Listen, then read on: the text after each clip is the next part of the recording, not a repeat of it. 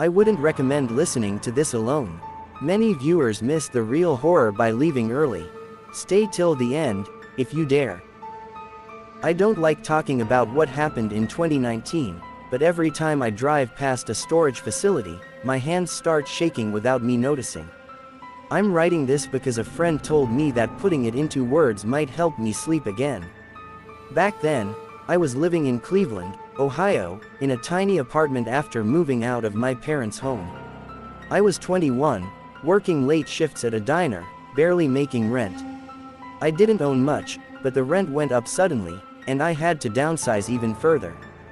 So I put my extra furniture, winter clothes, and some old childhood things into a storage unit nearby. It was a place called Midtown Storage, the type with long rows of roll-up metal doors and motion sensor lights that flickered even when no one was around. It was cheap, and that's why I chose it. If I knew what I know now, I never would have stepped onto that property. 1. Strange noises. My shifts usually ended around 11 p.m., and sometimes I'd swing by the unit afterward to drop things off. The place was open 24/7, but most of the time it felt abandoned. One night, I went to store a box of old clothes my coworker gave me. It was almost midnight, cold, and quiet. The wind made the metal doors rattle like giant tin sheets. My unit was B27, right in the middle of the row. As I walked toward it, I heard something unusual, a metallic thumping coming from somewhere near the units ahead of me.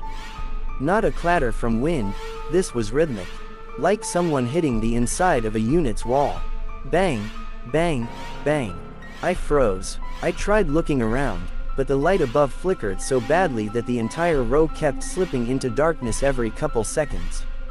I told myself it was probably pipes, or maybe someone moving stuff late at night. I forced myself to keep walking. When I reached B27, I unlocked the door, lifted it halfway, and placed the box inside. The banging stopped. For a moment, there was silence. Then I heard a different sound. Something like breathing, a faint, slow inhale, and a shaky, raspy exhale, coming from the unit right next to mine. B26. I stood absolutely still, listening. Maybe I was imagining it. Maybe it was the wind whistling through cracks. But then it came again. Long, low, heavy. A sound no draft could ever make. My heart was pounding. I lowered my door, locked it quickly, and walked fast back to my car without looking behind me. I didn't sleep well that night. 2. Security footage. 2 days later, I convinced myself I had overreacted. But curiosity ate at me. So I went back during the daytime. The manager, a guy named Craig, was in the office. He was overweight, bored looking, and always scrolling on his phone. I asked, casually, if anyone rented the unit next to mine. He checked. Nope. B26 is empty. That made my stomach drop. I hesitated, then told him what I heard. Not the breathing part, just the banging. He shrugged. Kids hop the fence sometimes. Probably messing around. I asked if he could show me any camera footage. He sighed but eventually pulled up the feed. The cameras were old and recorded in terrible quality. He fast-forwarded through the night I was there. At 11:54 p.m., he paused. There I was, walking toward B27, carrying the box. But what made my skin crawl was what the camera caught 2 minutes before I arrived. A tall figure had come from the direction of the back fence. He moved strangely, like someone limping or dragging one leg. He stopped right in front of my unit.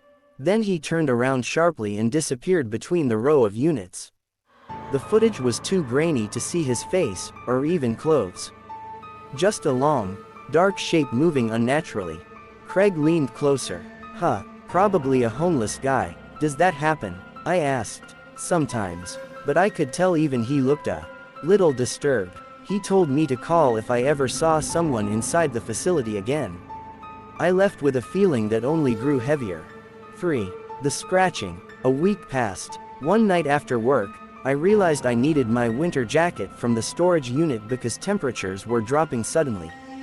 I didn't want to go at night again, but I needed the coat for the next morning.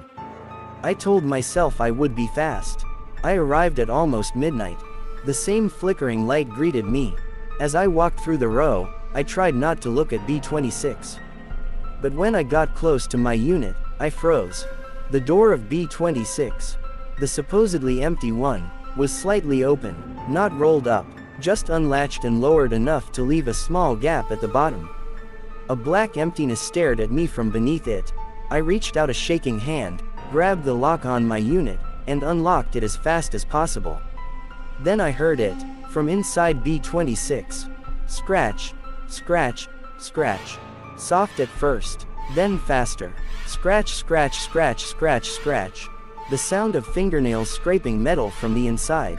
My blood turned to ice. I dropped everything, even my keys, and sprinted back to my car.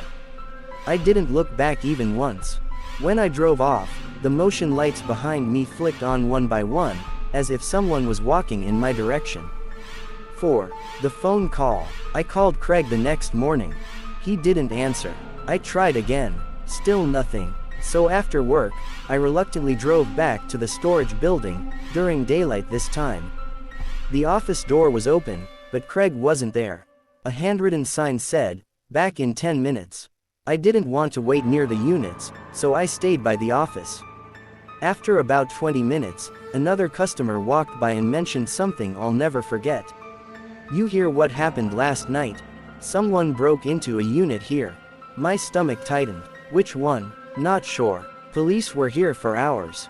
I didn't need more information. I got in my car and left without checking my unit. That night, I barely slept. Around 3 a.m., my phone buzzed. It was a text from an unknown number. "You forgot something." Attached was a photo. I dropped my phone onto the carpet.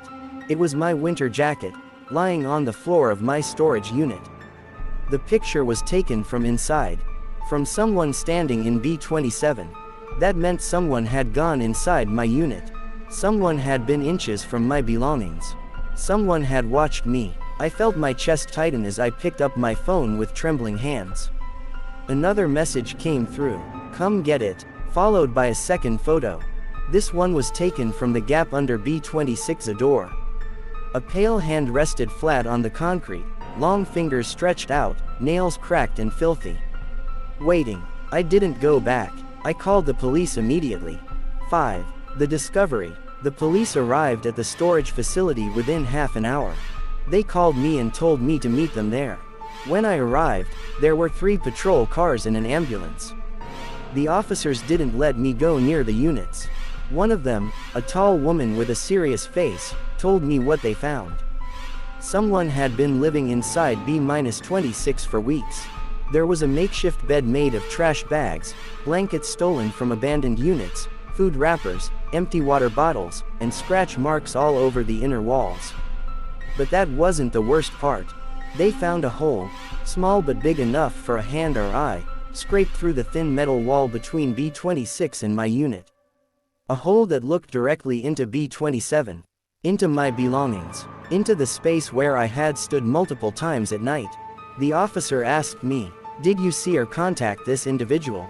I shook my head, but I knew I had heard him, more than once. Then she gave me the last piece of information. Whoever had been living in the unit wasn't there anymore. He escaped sometime before the police arrived. All they found were footprints leading toward the back fence, and drops of blood. They never caught him. And the phone number that messaged me, it was from a cheap prepaid phone left behind in the unit, with fingerprints too smudged to analyze.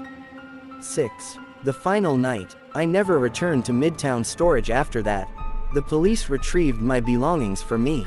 But something still haunts me. The same night the police searched the place, around 4:30 a.m., I woke up to a noise outside my apartment window. A slow, deliberate scratch, scratch, scratch. My second floor window. I didn't look. I couldn't. I just sat in bed, frozen, as the scratches continued for almost a full minute.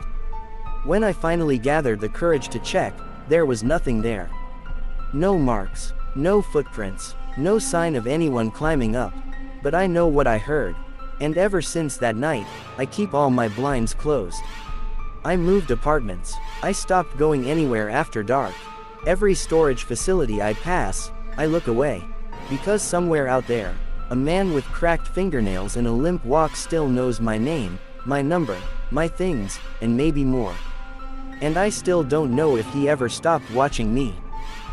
If this story stayed in your mind longer than it should, leave a like, subscribe to Grim Wave, and tell me in the comments what part disturbed you the most.